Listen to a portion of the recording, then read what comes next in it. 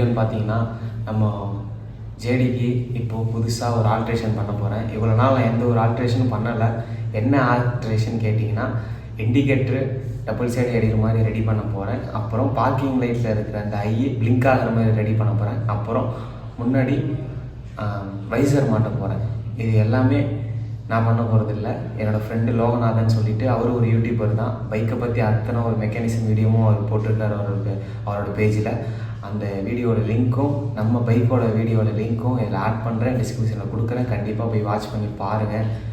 அப்புறம் ஒரு முக்கியமான விஷயம், நம்ம போன வீடியோவில் பேசின மாதிரியே ஒரு வேரண்டி வீடியோ தான், ஒரு மெசேஜ் தான் இது. அதாவது நீங்கள் புதுசாக ஏதாவது வண்டி வாங்கியிருந்தீங்க MT-15 அப்படின்னா அதில் எந்த ஒரு ஆல்ட்ரேஷனும், அதாவது indicator, parking light, fog light extra எதுவும் மாட்டிடாதீங்க.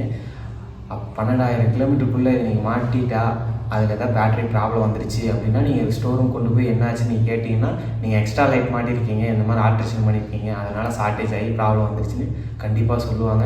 இந்த வேரண்டியை பற்றி தெரிஞ்சுக்கணுன்னா இதுக்கு முன்னாடி நான் ஒரு வீடியோ போட்டிருக்கேன். அதில் எல்லோரும் பார்த்தீங்கன்னா உங்களுக்கு டீட்டெயிலாகவே சொல்லியிருக்கேன். அது எல்லாருக்கும் புரியும். நம்ம பைக் ஆல்ட்ரேஷன் போயிட்டு வந்ததுக்கப்புறம் அதோட அவுட்புட் எப்படி இருக்குன்னு வீடியோவில் பார்க்கலாம் வாங்க.